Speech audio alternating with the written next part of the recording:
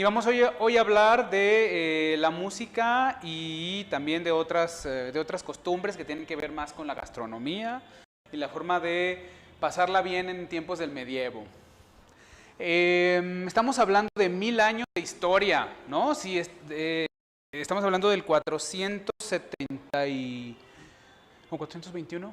¿Ay, cuándo cayó Roma? No recuerdo. Uf, qué mal quedé. En la caída de Roma hasta el descubrimiento de América en 1492. Entonces estamos hablando de 1000 años prácticamente cerrados de esta época. ¿Qué no pasó en 1000 años? Pues pasó muchísimo. De ahí entonces hablar que la humanidad de los 2020 y tantos años que tenemos después de Cristo, 1000 años hayan pasado en la total oscuridad, me parece que ya de por sí es una exageración, ¿no? Evidentemente la humanidad tuvo que seguir evolucionando y buscar las formas de desarrollarse y lo logró y lo hizo, ¿no? De la mal llamada época de oscuridad, pues la humanidad pudo desarrollar las artes, pudo desarrollar los oficios, pudo desarrollarse como sociedad, estructurarse, reestructurarse después del Imperio Romano y crear, gracias a la Iglesia Católica, un montón de estructuras que hoy en día siguen funcionando y funcionando muy bien, como es el caso, por ejemplo, de las universidades, como es el caso de las sociedades de trabajadores, que después fueron evolucionando, ¿cómo decirlo? De la especialización de los oficios, ¿no? Y haciendo ya un poco las divisiones entre oficios, entre profesiones, etcétera, etcétera, ¿no? Y el estudio mismo, ¿no? Que se lo debemos sobre todo a la conservación en los monasterios. Bien, bueno, pero lo que nos tiene aquí es hablar un poco sobre la música. Ahora, hemos tratado de ser un poquito más integrales en este tipo de ponencias, perdón si me muevo mucho, en este tipo de ponencias sobre qué es lo que sucede en otras partes además de Europa. La última vez que nos vimos aquí, hace ya bastante tiempo, hablamos de lo que sucedía en estas mismas fechas en el continente americano, ¿no? Sobre todo nos enfocamos más en lo que hoy llamamos México, ¿sale? Y ahora nos vamos a enfocar lo que sucedía en Europa, que es evidentemente sí lo más y entonces todo este esquema y todo lo que escucharemos tiene que ver con lo que sucedía en Europa durante esos 1000 años, sobre todo en la parte occidental de Europa, ¿no? La próxima vez que nos veamos hablaremos de lo que sucedía en estos mismos momentos, pero en la parte oriental, ¿no? En la parte oriental europea, y si nos da tiempo y si Dios es servido, pues por qué es lo que también estaba sucediendo allá en los orientes lejanos, ¿no? Bueno, muy bien, pues después de la caída del Imperio Romano de Occidente, sobre todo, y de que se dividió, de que si no se dividió, bla, bla, bla, bla, pues empezaron a salir, empezaron a crearse pues los cotos de poder necesarios para poder organizarse, ¿no? Todo alrededor o buscando que se hiciera alrededor de personajes que se fueron ganando esa importancia, ya sea por sus propios méritos, ya sea por digamos, alianzas, etcétera, etcétera, pero personajes de los cuales dependía otras demás personas, ¿no? Otras personas, ¿no? Y bueno, pues estamos hablando de una formación de gobierno feudal, ¿no? En donde hay un señor que es el señor así feudal, que que gobierna sobre la vida de los súbditos, de los vasallos en el feudo, a cambio de garantizarles la seguridad, el sostenimiento, etcétera, etcétera, ¿no? Ya veremos la figura replicada después, ¿no? Y sobre todo conforme los reinos ya bien consolidados europeos comenzaron a partir del descubrimiento de América a replicar de alguna manera sus experiencias en las tierras recién descubiertas. Bien, en cuanto a la música, bueno, vamos a encontrar dos divisiones bien especificadas, que es la música sagrada y la música profana. Evidentemente está mucho más documentada la música sagrada por obvias razones, ¿no? Porque si todo el conocimiento se fue guardando y estructurando dentro de los monasterios, pues la música no podía ser de otra manera. Recordemos que la música era parte del quadrivium, que ya era una forma de estructurar la educación muy apegada a las matemáticas, y ya veremos que todavía Pitágoras tiene mucho que ver con la concepción de la música, y cómo se refleja eso en la estructura, ¿no? De cómo crear música, de cómo tocarla, etcétera. Bien, rápidamente, para la música en general, obviamente vamos a encontrar mucha más música sacra por lo que acabo de decir. La monodia versus la polifonía. Y digo versus no porque estén en contra, sino porque son como dos espectros de la misma esfera, ¿no? La monodia, que tiene que ver con una línea melódica. Recordemos que la música, que los sonidos tienen tres sopas nada más. Un sonido o sube o baja o se mantiene. Un sonido puede sonar uno después del otro o puede sonar muchos al mismo tiempo. Cuando hablamos de un sonido después de otro, hablamos de melodía. Cuando hablamos de muchos sonidos sonando al mismo tiempo, estamos hablando ya de armonía, o los términos de polifonía, muchas voces, ¿no?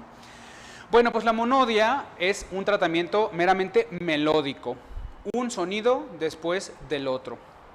Y lo podemos encontrar sobre todo, más bien, esto ya viene bien heredado de las tradiciones, sobre todo de la tradición judía, en el canto en las liturgias judías, pero ya bastante bien mezclado, evidentemente, con tradiciones, sobre todo, ya lo veremos por acá, en tradiciones regionales, ¿no?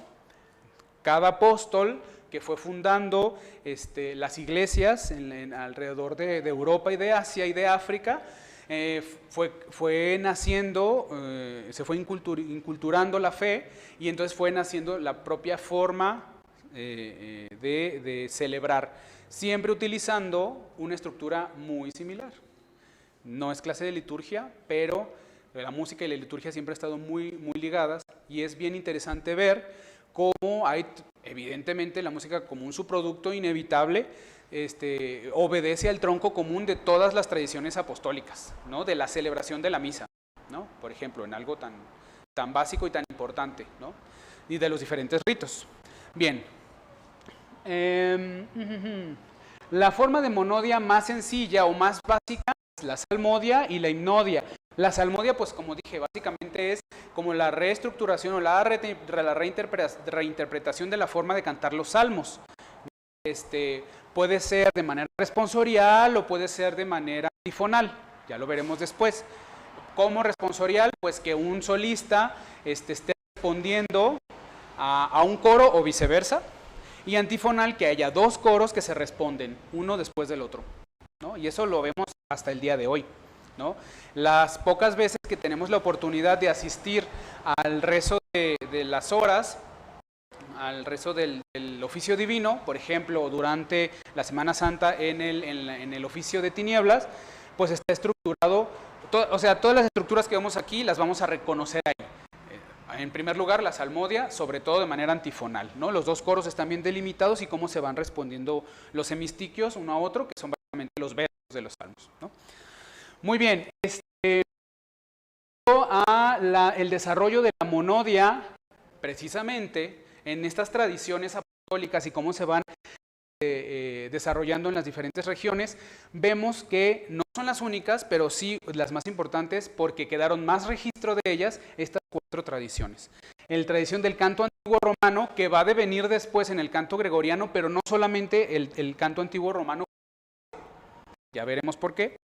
El canto ambrosiano al norte de Italia, en la iglesia de Milán. El canto beneventiano o beneventiano, que es al sur de la península itálica, y el canto mozárabe o hispánico, que es un mismo nombre, pues se desarrolló en la de España, en la que conocemos la península ibérica, ¿no? Vamos a escuchar algunos ejemplos de ello. Van a ver que hay unas buenas diferencias, porque uno pensaría que el canto gregoriano es la expresión más antigua de música sacra, pero no. El canto gregoriano ya es una reestructuración que sobre todo tuvo mayor fuerza en el 800, aunque comenzó en el 600 con San Gregorio Magno, evidentemente. Espérenme. Aquí. Escuchamos este Kyrie para el domingo de Pascua.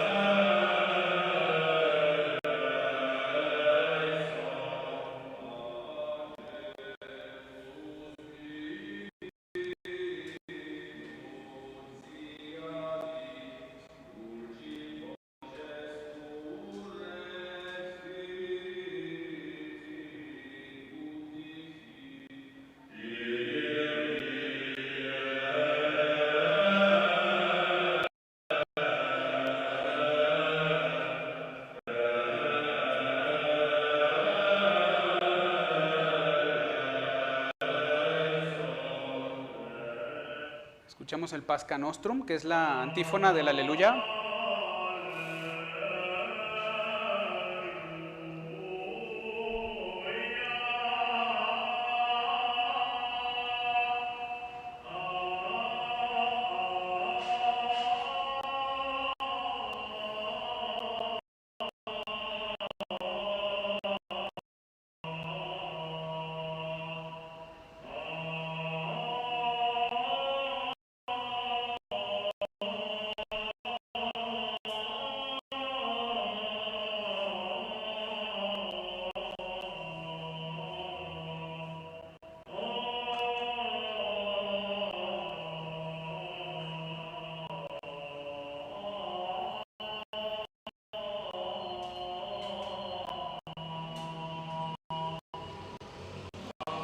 Perdón que les corte la inspiración.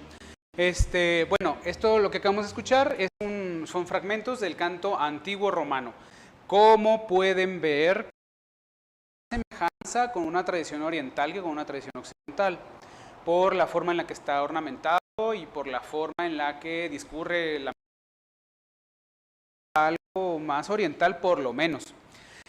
Y esto tiene bastante lógica, pues porque recordemos que el Bizancio fue durante muy buen tiempo y sobre todo a los inicios del cristianismo, la parte central de la tradición cristiana.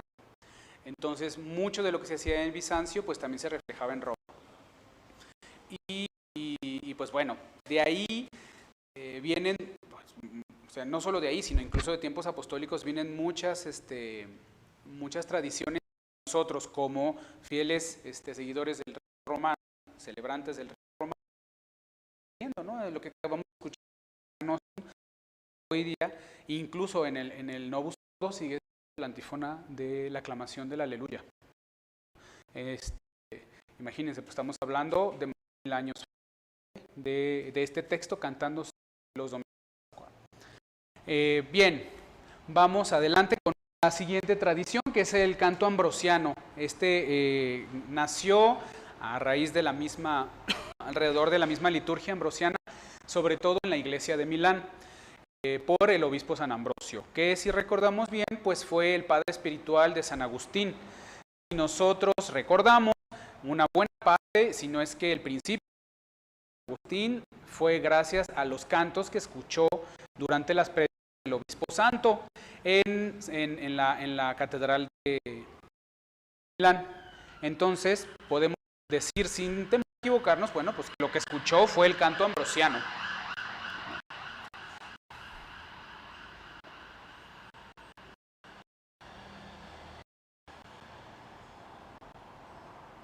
Escuchamos un Vidi Aquam con campanas y todo. Me voy a pasar un Kyrie para pasar las campanas.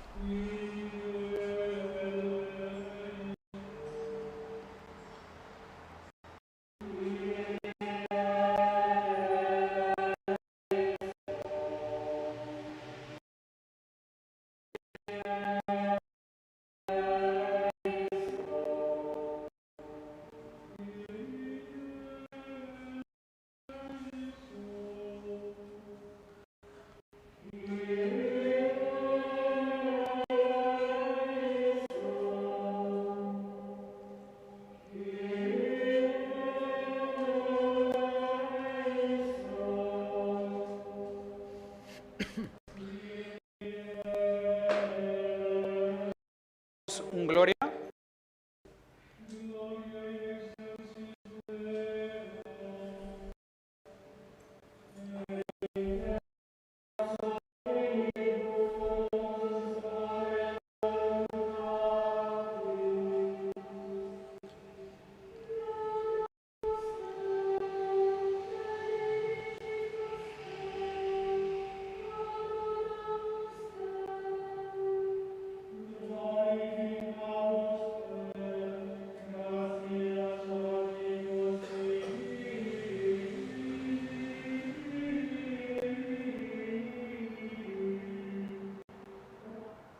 Bien, ¿qué diferencias encontramos en tan pocos kilómetros entre Roma y Milán?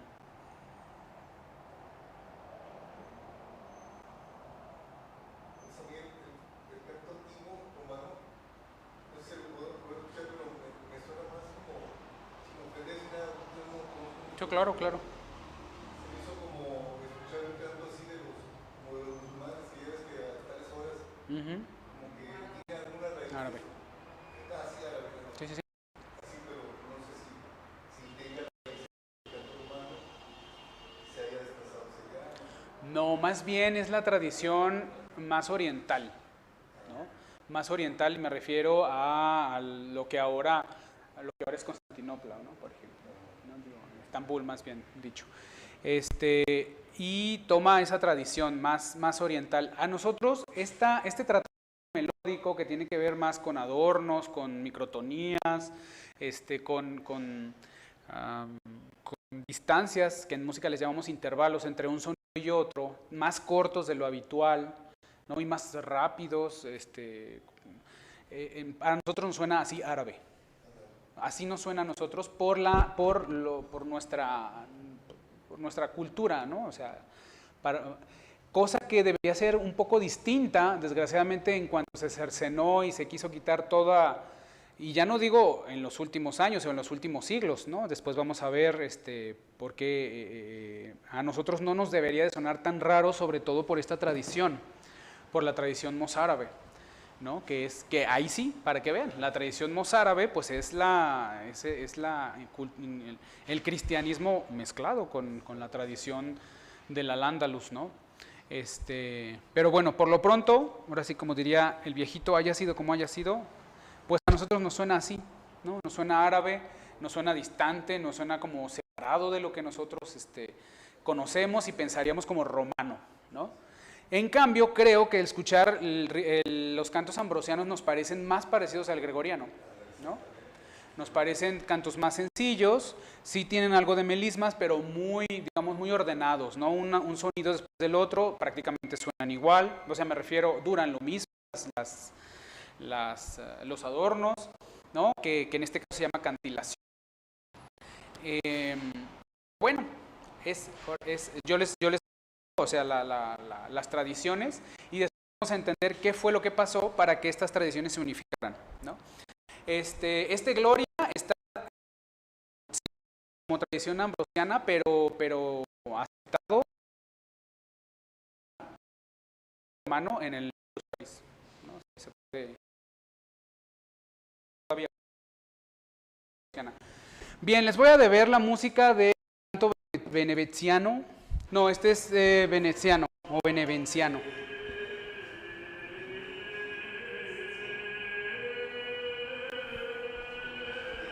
Tenemos una música que vuelve a ser bastante ornamentada. Todas guardan la misma característica, ¿eh? Monódicas. Una sola voz.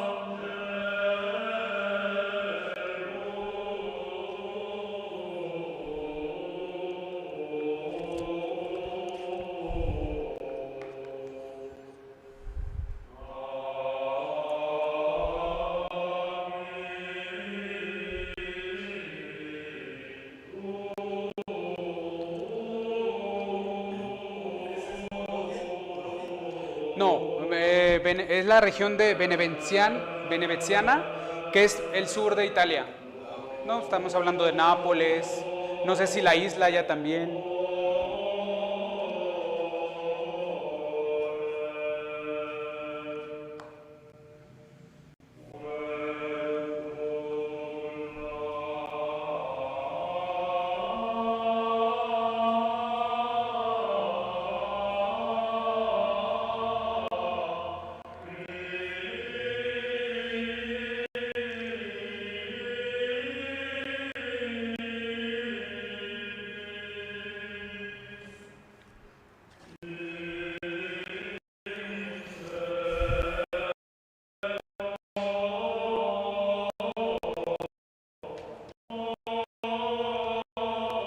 Bien, podemos escuchar, porfa, el track número 8, porfa, el que sigue.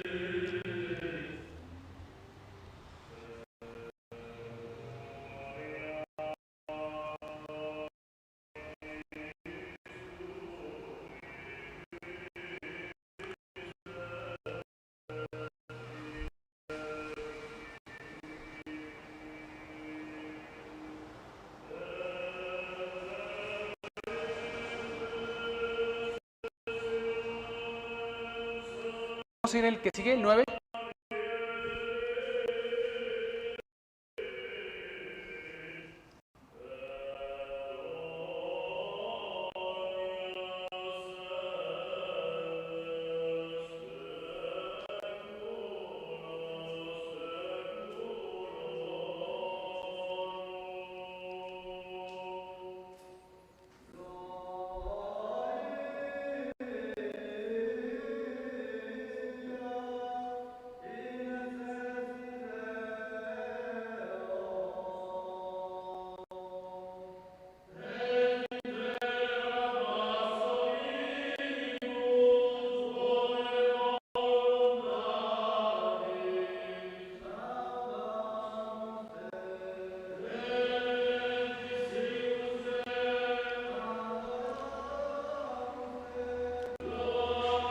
Estamos escuchando ya el canto mozárabe, que tenía su sede en la Catedral de Toledo.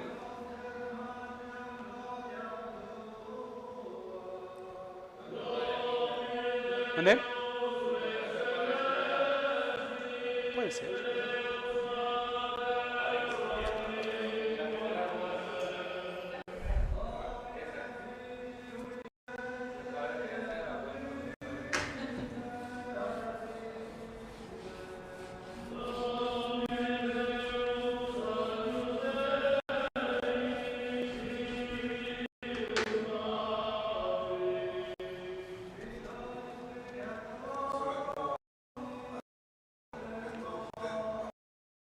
Pues tiene unas raíces, pues sí, tiene que ver. Vamos a ponerle pausa, por favor. Pues tiene que ver cómo la cultura árabe, exactamente, ¿no? Como los cristianos que estaban escondidos en la dominación musulmana, pues practicaban la fe, ¿no? Los conversos, y bueno, pues fue ahí una mezcla que podemos ver, que aquí se ve en la música, ¿no? Pero que se dio de muchas otras maneras, ¿no? De muchas otras maneras, en la arquitectura, en cualquiera que haya ido para allá se puede dar cuenta, ¿no? Del sur de España y hasta buena parte de la península, la influencia que tuvo esa cultura, obviamente pues con su religión, ¿no? Bien, ahora, ¿qué pasa pues con todas estas tradiciones para que de alguna manera pues encuentren, pues decirlo de alguna manera, una unión con el canto que hoy llamamos canto gregoriano? Bueno, pues es que resulta que a partir del año 600, cuando el Papa Gregorio primero sube al solio pontificio, él decide hacer una reestructuración litúrgica. Y dentro de esa reestructuración litúrgica pues está el canto definitivamente. Y entonces, comenzando por Roma, se buscó dar primero orden a cuestiones litúrgicas, como por ejemplo los prefacios, ¿no? Que casi cada templo tenía sus prefacios, entonces no sabías qué onda, qué pasaba en un monasterio, qué pasaba en otro, y entonces se acortaron, se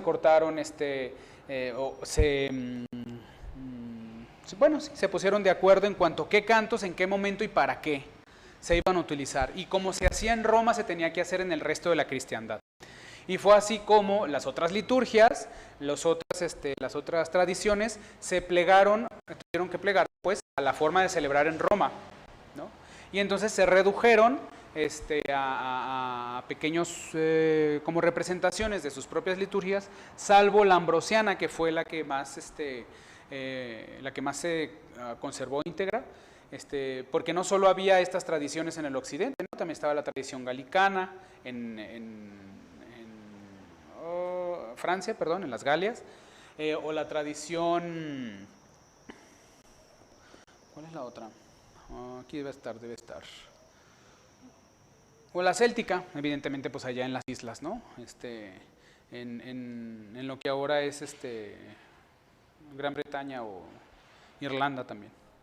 Bien, entonces, bueno, eso comenzó en el 600, pero no fue algo que sucedió de la noche a la mañana, ni siquiera que lo vio terminado el Papa Gregorio.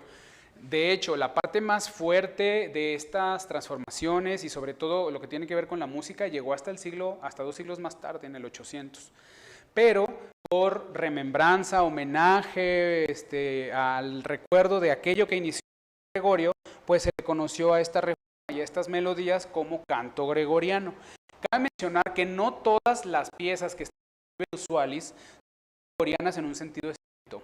O sea, no todas nacieron del siglo, o sea, del siglo V al siglo XII, que es donde se puede pensar que es el estilo y la forma gregoriana más pura, sino que conforme fueron naciendo nuevas fiestas, pues se fue creando más cantos al estilo ¿no? De hecho, una de las misas más usadas en el Kyrie gregoriano, que es la misa número 8, la misa de Angelis, pues no es una misa gregoriana en un sentido estricto, porque es una misa que se compuso en el siglo XVI. Y se puede entender por qué es más fácil o por qué es famosa la misa de Angelis, porque es más tonal, o sea, está pensada más para nuestros oídos que para los oídos de los cristianos de estos siglos, ¿no?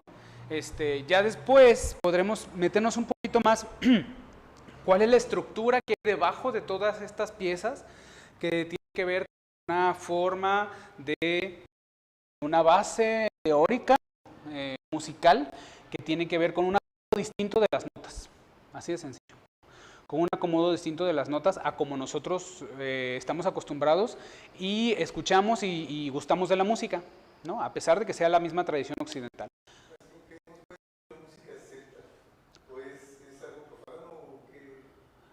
¿En qué sentido? ¿Música sagrada celta? ¿Cristiana? No, pero que es una música que en esa época se desarrolló o estaba empezando a gestar, me imagino. Sí, no, sí, sí.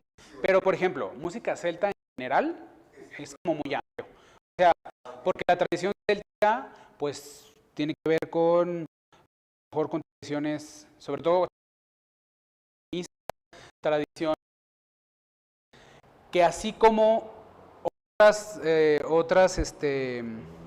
otras culturas también se fueron cristianizadas, pues el mismo Papa Pío X, muchos siglos después, lo explica muy bien, cómo es que de la música sacra tiene que seguir conservándose sagrada a pesar de que se encuentre con nuevas culturas y con nuevas, ¿no?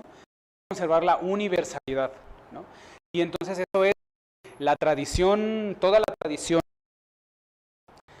cristiana llega y se funde con las tradiciones locales, pero prevalece definitivamente, guarda ciertas formas y nuevas tradiciones con las que se encuentra, cosas que funcionan, que sirven, y que fue lo que sucedió en Europa durante esos 1000 años.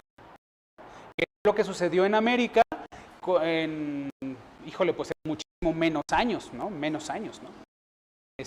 Con la conquista, etcétera, etcétera. Entonces lo mismo pasa con el canto céltico. Si hablamos del canto céltico cristianizado, que sirve para la liturgia católica, pues nos encontraremos con cuadros similares a lo que sucedió en España, lo que sucedió en la mezcla, ¿no? La mezcla. Bien, vamos adelante con esto porque estamos en el canto gregoriano. Hablando del canto gregoriano en un sentido bien amplio, pues vamos a encontrar que sigue siendo monódico.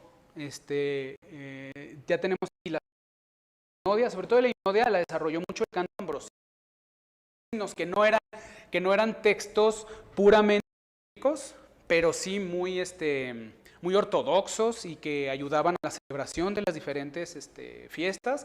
Entonces se les incluía en las celebraciones litúrgicas y se les ponía música, ¿no? Y se aceptaban dentro de la misa, porque hasta hace poco tiempo, y pues me refiero hasta el 60 y tantos, era muy estricto y muy clara la división entre lo que se podía cantar dentro del templo y lo que se podía cantar en la misa, que no es lo mismo, ¿no? O sea, para la función litúrgica está bien establecido, y puedo decir que en el papel está bien establecido aún lo que se puede y lo que no se puede cantar.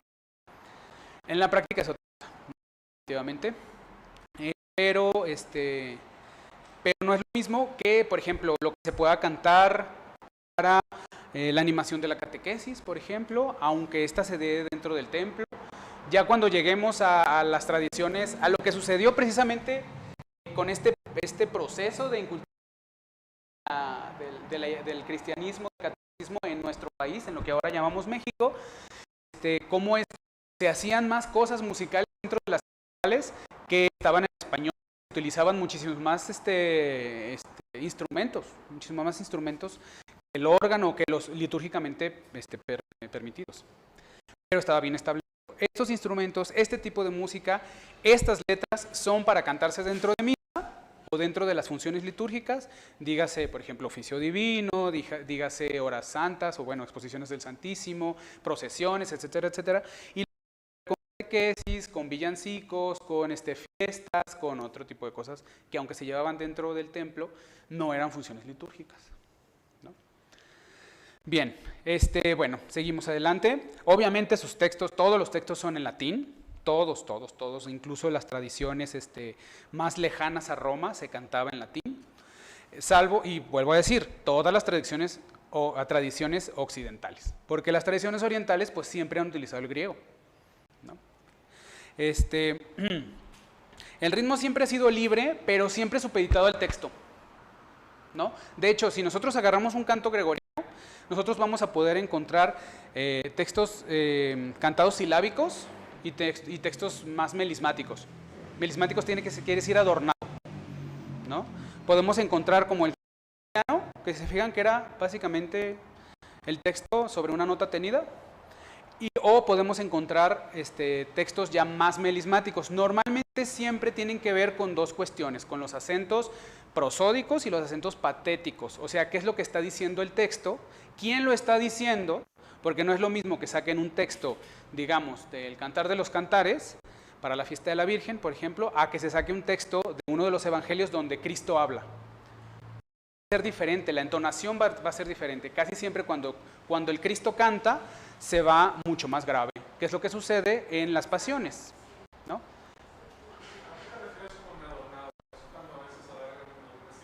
Exactamente. Por ejemplo, los aleluyas, si se fijan, los domingos los aleluyas son muy adornados. Dices aleluya, te hacen la sílaba A y cantas sobre A mucho, ¿no? Exactamente. ¿Por qué? Porque la expresión más grande de alegría en el canto litúrgico es esa palabra. Entonces siempre va a estar adornado. Lo que hacemos cuando van a misa de 6 y que hacemos todo más cortado, son tradiciones precisamente que obedecen más bien a eso, a la practicidad, ¿no? Hacerlo más corto porque es misa de 6 y ya cuando quieres ir a su casa. Suena muy práctico, pero tiene que ver un poco eso, ¿no? Normalmente se canta a capela, sin acompañamiento, y normalmente se canta con un solo timbre de voz, o sea, o mujeres u hombres, ¿no? Esa leyenda negra de que el gregoriano no podían cantarlo las mujeres, pues no tiene mucha base porque las monjas siempre han cantado, ¿no? Más bien públicamente. O sea, públicamente sí se ha preferido siempre que sean voces masculinas las que canten dentro de la misa. De hecho, eso no cambió hasta, si no mal recuerdo, Pío XII. Ahora, eso no significa que no hubiera voces agudas, pero eran niños. Eran niños o contratenores, con la tradición ya muy barroca del castrati, por ejemplo, que ya lo veremos en su momento. Pero en un principio fueron hombres y las escolas cantorum, por ejemplo, la cantorum más antigua de la que se cree y que todavía existe es la Capella Liberiana de Santa María la Mayor en Roma, que es como la sucesora natural de la primera escola cantorum que fundó San Gregorio Magno, ¿no? Y los cantores tenían que ser hombres, tenían que ser solteros, tenían que permanecer solteros y tenían que ser modelos de virtud. Porque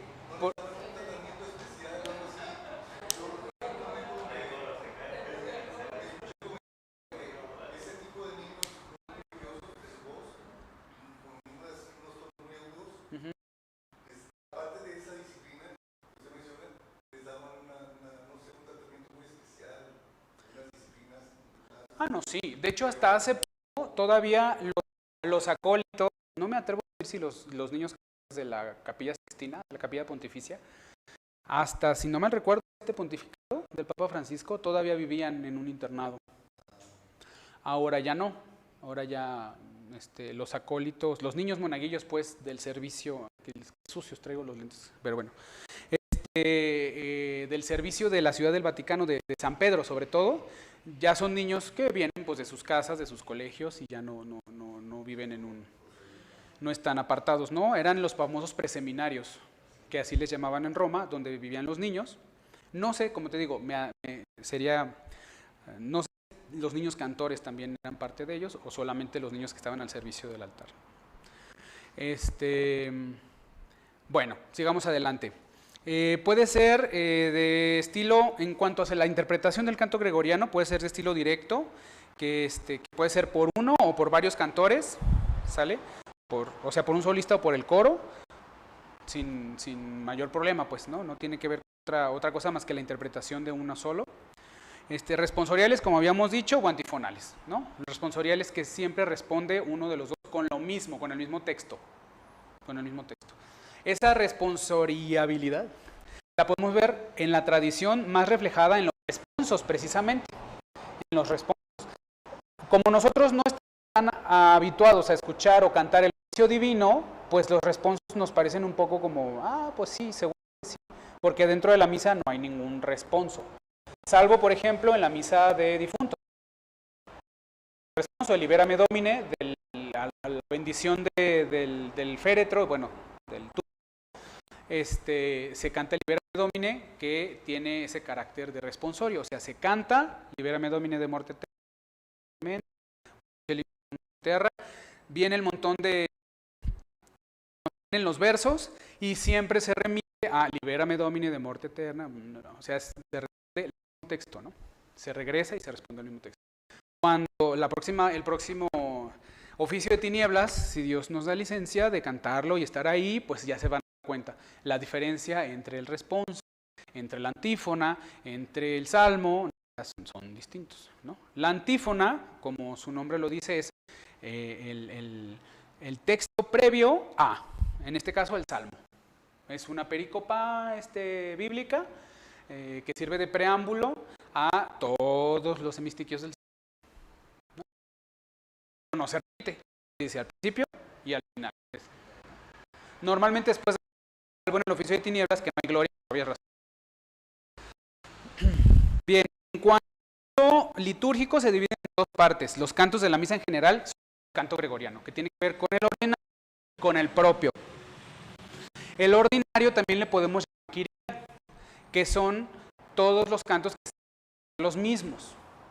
Puede faltar uno u otro, si no es solemnidad, si solo es memoria, etcétera, pero siempre son los mismos. Estamos hablando de Kyrie, Gloria, Credo, Sanctus, Victus, son el mismo texto. Son 3 veces, se le dice 3 veces.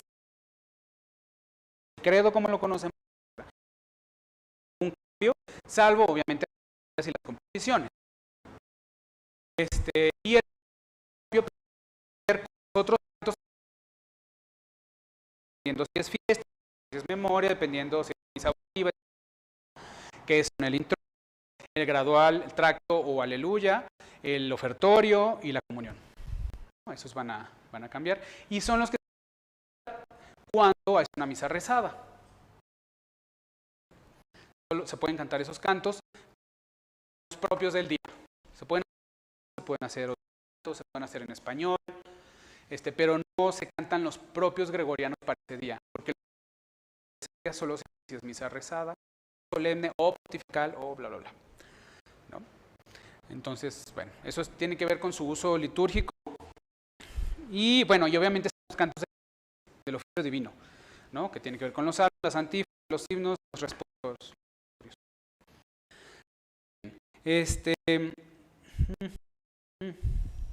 ¿Qué más? Tengo que irme un poquito rápido. Unas cosas interesantes que tienen que ver con el canto, ¿no? Por ejemplo, el gradual se llama gradual porque antes era grada del altar, ¿no? Porque vemos, precisamente los pastores eran ministros, por eso había que ser hombres solteros, ¿no? para poder estar en el que el coro estaba y está todavía en un sentido, pues no teórico, también se llama coro, aparte del presbiterio, en donde de los ministros celebran. Esa se llama coro también. Por eso cuando viene un sacerdote, un obispo, y no va a presidir, pues se le pone coro. Que se coro. Ahora, nuestra tradición, me refiero a construir templos, pues no es más que en las colegiatas o en las catedrales. O sea, la silla que vemos en catedral, por ejemplo, pues es el coro. Hay un letrerito arriba, decían, este es el coro, ¿no? O sea, para que vean, son los que van a cantar, ¿no? Y antes los órganos, pues al menos uno, el órgano de coro estaba en el coro, o sea, estaba en el altar, ¿no? Realmente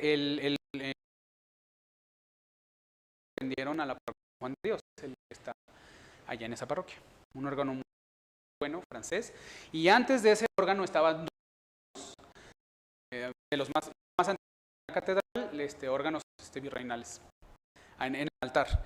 Y está el órgano, los órganos grandes, o el órgano grande, que es el órgano de la tribuna, que no es para acompañar al coro, es para acompañar, y normalmente tocaba solo, pues semejante órgano, no, para acompañar al coro necesitas un órgano mucho más pequeño, porque si no vas a tapar las voces, y para eso eran los órganos de coro, que eran más discretos. Y el órgano de tribuna, pues era para que tronara aquello, ¿no? O sea, para que sonara, ¿no? Y pues bueno, conforme fue pasando los siglos, bueno, los coros fueron cambiando de lugar, ¿no? ¿Por qué? Pues porque ya no solo eran clérigos, ya también eran hombres, ya no solo eran solteros, también había ahí de todo, y luego después con los niños, y ya hasta, les digo, bien entrado en el siglo XX, ya la participación de mujeres, siempre y cuando no fueran en el santuario,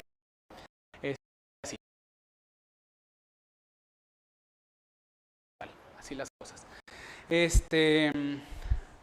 Bien, me gustaría hablar más de esto, pero se está haciendo tarde y me gustaría poder pasar a la otra parte de la música medieval que no tiene que ver con la música sacra, sino al contrario, con la música profana. ¿Sale? La música profana la podemos encontrar o la vamos a dividir según sus creadores o sus exponentes, que son básicamente dos: los músicos estudiados y los no estudiados, podemos decirlo de esa manera. En cuanto a los músicos estudiados, o sea, aquellos que tenían una formación, aquellos que se preocupaban por mantener cierto nivel en sus composiciones y que trabajaban evidentemente para quien les podía pagar, ¿no? Para los nobles, eran los trovadores, los troveros y los minnesänger. Los trovadores y troveros, bueno, los tres básicamente son lo mismo. La diferencia es que estos dos son de tradición francesa, los trovadores al sur de Francia, los troveros al norte, y los minnesänger de tradición alemana. ¿Sale? Eran contratados porque tenían una carrera, porque tenían un prestigio y bueno, se dedicaban obviamente a crear historias, baladas, sobre la vida caballeresca, sobre las hazañas de su amo, etcétera, etcétera, ¿no? O sea, sobre la belleza de su reina y cuánta cosa, ¿no? Sin embargo, goliardos, bueno, los goliardos, que antes aquí me faltó una palabra, que son juglares, que engloba los tienen una especificación, ahorita vemos cuáles son. Los juglares eran aquellos músicos no necesariamente no estudiados o estudiados, o sea, podían tener conocimiento musical, o sea, no es de que no sabían lo que estaban haciendo, no, sí sabían. Algunos más bien más por cuestiones empíricas, pero tenían cierta relevancia. ¿Por qué? Bueno, porque eran los que realmente llevaban pues el chisme, entre otras cosas, eran los que hacían crítica social, eran los que hablaban de lo que estaba sucediendo, los que llevaban las noticias, una especie de performance más, pues tenían que ser más show, pues, tenían que llegar a las plazas públicas, tenían que acaparar la atención, hacer un espectáculo para poderse ganar la moneda de quien los estuviera y los quisiera ver. y entonces por eso pues no tenían empacho en hablar de lo que sea y de quien sea, ¿no? Con tal de pues poder hacer ahí, de poder granjearse las monedas. Los goliardos, casi todos bueno, los famosos son los de la tradición alemana, ¿no? Pero los goliardos tienen que ver su nombre de un obispo disidente que hacer juglar. Entonces todos aquellos sacerdotes, monjes, universitarios, no necesariamente monjes, ¿no? Pero universitarios, o sea, gente con cierto nivel cultural que decide dejar sus respectivos monasterios y universidades, etcétera, y se dedican a hacer juglares, a hacer música y a hacer crítica y hablar de todo lo que quisieran hablar, lícito o ilícito, de la manera más o menos educada o hasta escandalosa, pues son los goliardos. La obra más famosa, célebre, de este tipo de composiciones se llama Carmina Burana. ¿Sale? O en la traducción, los cantos de Buren, por el monasterio benedictino en donde se encontraron. Obviamente la transcripción y la interpretación de estas letras que hizo Karl Orff en el siglo XX es la versión más famosa, pero no es la versión original de los Carmina Burana, ¿no? Bueno, ¿qué hacían y ya esto esto como preámbulo, de una manera pues ya muy amplia, sin ahondar demasiado, pues nos dice cómo es que esto, sobre todo esta parte de acá, se insertaba en la vida diaria de las personas en el medievo, y una parte importante de la vida diaria de cualquier época, pues qué es lo que comían y qué hacían y qué comían y cómo se lo comían. Rápidamente les puedo decir que la estructura de los banquetes no cambió demasiado con la llegada del medievo. ¿Se acuerdan que cuando hablábamos de los romanos, ellos buscaban que comer fuera toda una experiencia? Para los romanos incluso religiosa, ¿no? Tenía que ver con cuestiones más rituales, incluso los banquetes. Estoy hablando de las grandes fiestas, ¿no? Y para los medievales no es que tuviera un carácter ritual, porque ya todo lo que tenía carácter ritual tenía un carácter cristiano, ¿no? Pero las comidas no dejaban de ser un momento, y sobre todo los banquetes, vuelvo a decir, un momento de gran importancia y en donde la mayoría de los sentidos tendría que verse inmiscuida y satisfechos también, ¿no? Entonces, esta estructura que va a seguir incluso en el barroco, de comida más espectáculo, sigue estando en el medievo. Claro, no estoy hablando de la gente de las plazas públicas, ni de los obreros, ni de los que hacían los oficios, estoy hablando de los nobles, ¿no? Entonces, ahí fue donde nace la llamada entremets, que obviamente es lo que nosotros llamamos como entremés, aunque para nosotros ya tiene un carácter más bien como de algo que te comes. En los entremets para los medievales tiene que ver los momentos de comidas. O sea, si una comida tenía 3, 4, 5 tiempos, entre cada uno de los tiempos había un entremés. Que tenía que ver con recitación de poemas, con música, con pues sí, sobre todo eso, ¿no? Entonces, la comida, o más bien el entremés, tenía que ver con el momento en que estaban, o que venía o que acababan de celebrar, ¿no? Por ejemplo, aquí en este libro, que ya les he dicho que está muy bueno, que se llama Sinfonía Gastronómica, nos habla de un banquete habitual con un noble llamado Pierbaldo durante el siglo XIV, ¿no? Habla, por ejemplo, pues sí, de los entremets. Déjenme ver dónde empieza para no irme muy lejos. Podría empezar, por ejemplo, con una ensalada de hierbas aderezadas con ojimiel, que es un aderezo a base de miel, evidentemente, mezclada con carne de ave cocida, y a continuación el farro en caldo de caponés, que es un ave, enriquecido con azafrán, ¿no? Ya tengo hambre.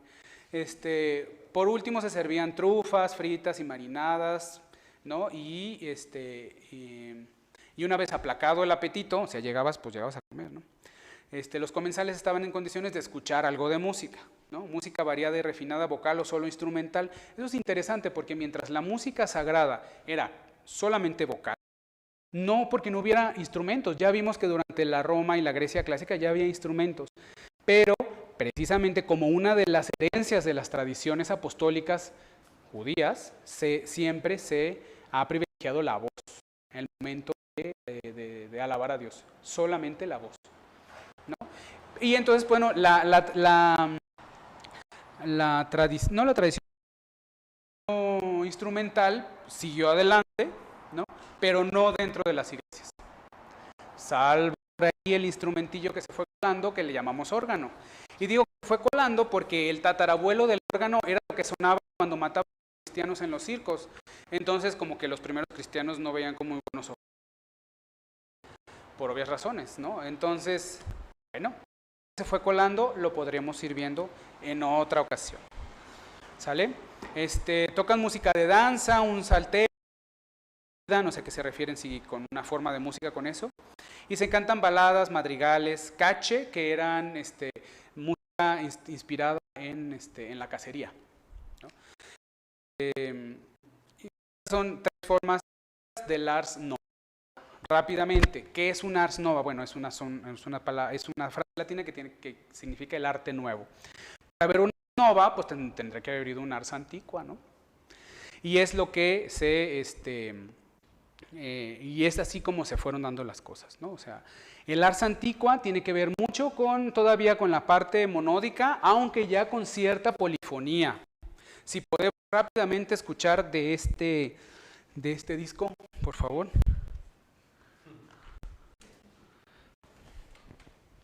Estas son tradiciones todavía religiosas. Y gracias a los franceses, que siempre han sido muy experimentales, más de lo que deberían a veces, se desarrolló la polifonía, un poquito así como que haciendo lo que no deben. Muchos dicen que es a raíz, por ejemplo, del eco, de cuando estás cantando una sola melodía, desprende los armónicos. Un sonido natural tiene muchos sonidos alrededor, es una cuestión física, ¿no? Un sonido se oye como tal por los sonidos que envuelve y que tiene que ver con el cuerpo que emite ese sonido. O sea, una trompeta suena a trompeta porque los armónicos del metal, todo lo que tiene que ver con una trompeta hace que suene a trompeta. Porque el mismo tono, la misma altura del sonido sonará diferente en un corno, pues por la estructura del cuerpo sonoro. ¿Qué tipo y de qué calidad y hasta qué punto, y también depende del instrumentista, hace que se suene diferente? Porque aunque un tiene notas de violín, no va a sonar a violín. Por los armónicos, que son notas concomitantes que casi podemos escuchar, que envuelven y acompañan a los sonidos. Lo más fácil que podemos escuchar de los armónicos es, por ejemplo, las campanas, ¿no? Cuando lleguen temprano a misa y escuchen la última llamada, si se fijan, cuando después del campanazo, los últimos sonidos son diferentes al sonido principal, sobre todo más agudos. Y entonces ese es un armónico. Y tiene una estructura, y eso ya lo sabía Pitágoras, ¿no? Pero bueno, a lo que voy es, la voz humana también evidentemente tendrá sus armónicos. Suena Chema, aunque esté cantando allá arriba, porque tiene una cabeza y una boca de un tamaño, unas cuerdas único, y por eso suena a él. Juan Pablo suena a Juan Pablo, ahí suena ahí, que tiene su propio sonoro, pues, ¿no? Bueno. Entonces, cuando se canta, sobre todo notas muy graves, como es el caso de los monjes, y con el canto gregoriano, como dicen, se necesitan, es la interacción de dos cuerpos, el cuerpo sonoro, que es la voz, y también el cuerpo de donde rebota, que es el templo, la atmósfera. De abadías en donde cantaban los monjes, dejaban sus sonidos, todavía no se apagaban esos sonidos cuando llegaba la siguiente frase, y entonces eso creaba una polifonía ahí un poco extraña, que es precisamente la base de esta polifonía que tiene que ver con la estructura de los armónicos, una estructura que se hace en lo que nosotros llamamos en música intervalos perfectos o intervalos justos. Un sonido bien afinado, sus armónicos serán a una diferencia de intervalos justos o intervalos perfectos, que tienen que ver con 5 sonidos o con 4 sonidos de distancia o con 8 sonidos de distancia. Esto es una explicación física que no tiene mucho caso, me gustaría poder dárselas, pero es pues, amplia, pero así, ¿no? Por ejemplo, si es un sonido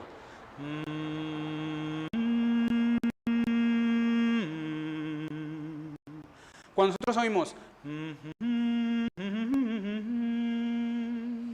nos puedes recordar a Superman, ¿no?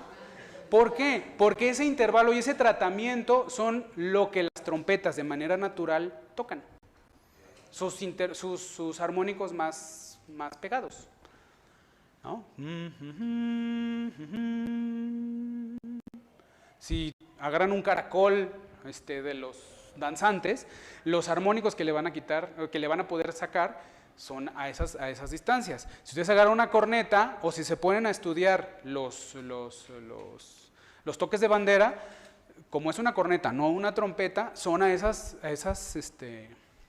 distancias, cuartas, quintas o octavas. Ahora, y esto es algo bien interesante, los teóricos y los musicólogos cristianos del medievo decían, entonces si un sonido por naturaleza expide 3 sonidos distintos, todos perfectos, unos dependientes de otros, que conjuntos dan un solo sonido bien afinado y perfecto, pues que creen que es el sonido de la Trinidad. ¿No? No, sí.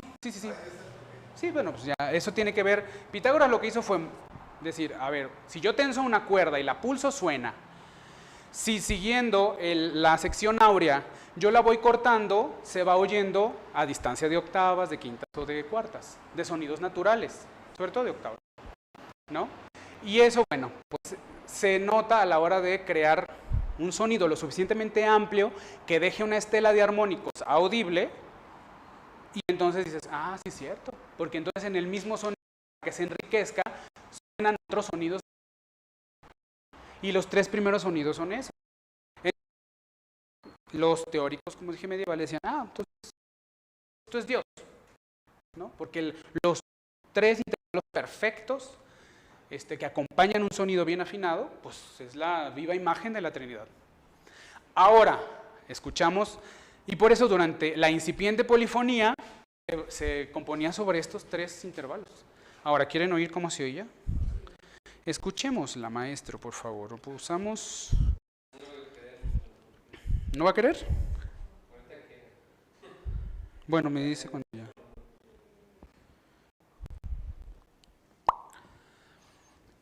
Les adelanto, es una sensación muy extraña. No es algo a lo que estamos acostumbrados. Ya no.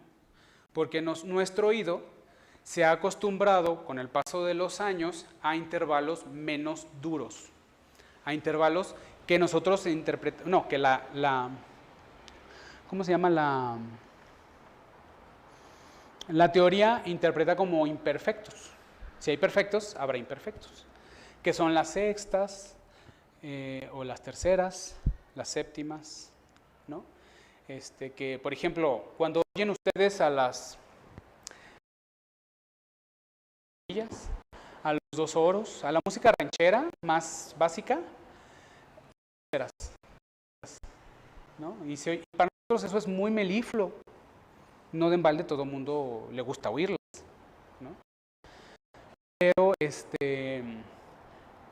para este tiempo no, lo perfecto eran los intervalos perfectos, a distancia de cuartas justas, quintas justas y octavas, ¿no? La gran mayoría, bueno, no la gran mayoría, pero los saltos más representativos de las inflexiones gregorianas son a quintas y a cuartas.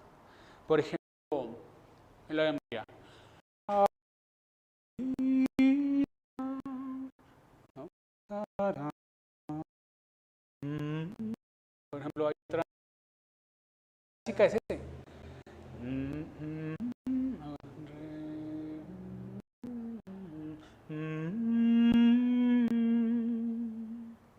¿No? Y que es un salto de quinta, ¿no? ¿Qué más? Pues nada, más bien hay que esperar a ver si podemos oírlo. ¿No se deja a los polifónicos? Es que ven que los franceses son muy especiales los franceses, hasta para oírlos en grabaciones. No, porque necesito más de una voz y no tengo más que una voz. Sí lo hacemos en el Pilar, ¿eh? Por ejemplo, cuando cantamos el credo, ¿qué es el credo 4? El credo 4, ¿no? Cantamos a esa forma, que es un órgano. Bueno, ya no creo que alcancemos a enumerar las diferentes formas de hacer este tipo de polifonía, pero sí lo hacemos en el Pilar. Cuando escuchan así las cosas, por ejemplo el amén, vamos haciendo el amén porque los franceses no se dejan. Cantan. Amén. Amén. ¿Otra vez?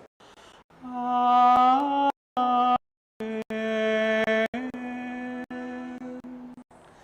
Es poner más evidente el intervalo, ¿cómo se llama? Ay, se me olvidó. El armónico. Ah, muy bien. A ver si ese.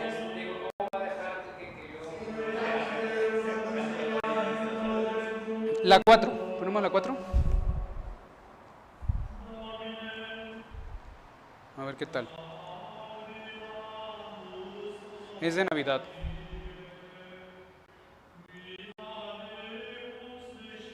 No, vamos a la 5. Seguro el 5 yo creo que ya.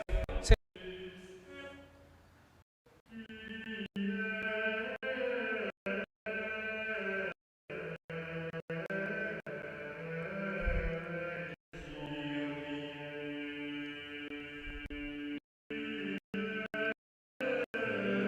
Una nota tenida.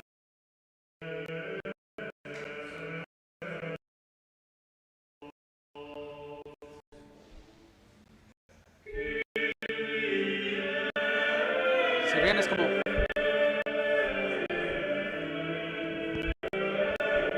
¿no? Es esto.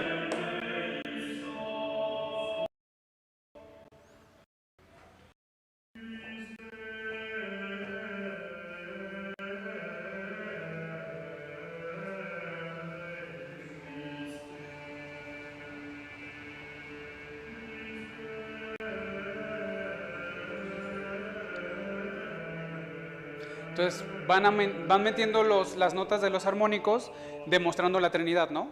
1, 2, 3.